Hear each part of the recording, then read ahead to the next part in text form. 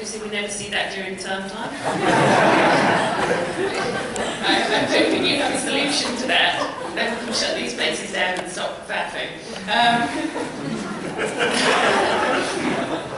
Not to put any weight on you or anything, just in your own time, any time in the next couple of years would be great.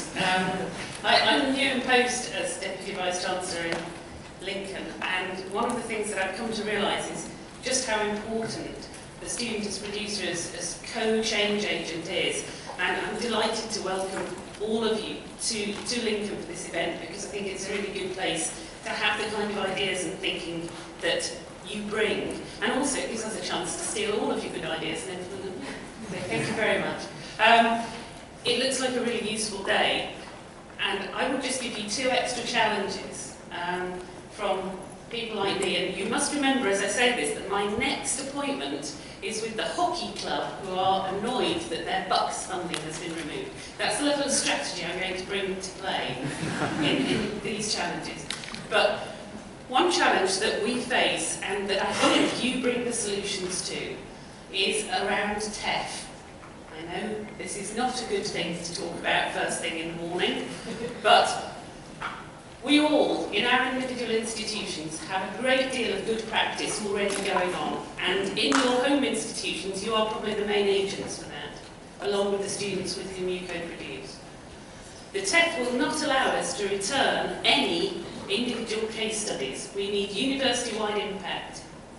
And it's the optimum and indeed only time where you can take pockets of good practice in your institutions, take the best of those and broadcast them across your institution.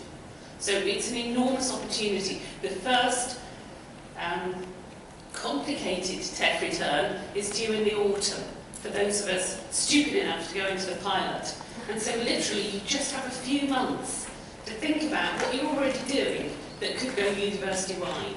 Because I think one of the challenges that certainly I've faced when doing innovative things with students in the past, and I suspect you face it too, is that you can be very innovative and fast-moving in pockets of good practice, but it's much harder to get an institution to buy in.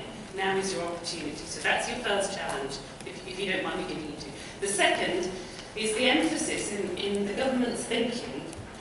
When I say government's thinking, I realise that's a non sequitur. There's not a lot one can do about that, but in what passes for the government's thinking, there is a real emphasis on equality of outcome. And that's actually something that I think as universities we have been addressing for a while, but not as much as we could. And I think it's a really welcome push to start to think, not only do we need a diverse array of students to enter university, we also need them to have an equal opportunity to do well, to be retained and to graduate with good honours.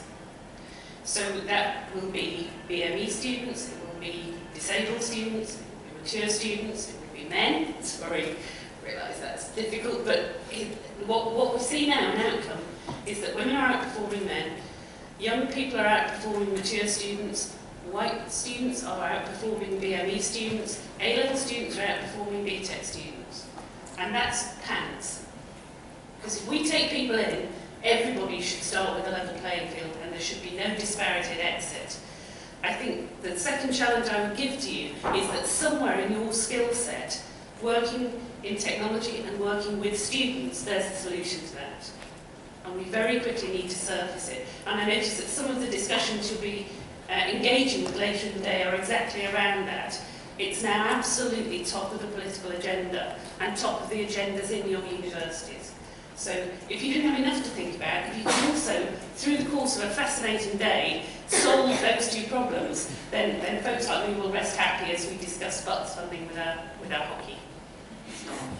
I should stop there because the last thing you need is more ignorance assisting into the room. But as I stop, I will introduce Sarah Knight, who's the Senior Co-Design Manager at Jisc, and we'll have some sensible introductions for the day. I hope you have a wonderful time in Lincoln, and I look forward to hearing the outcomes from an awful lot of the discussions you have. Thanks again.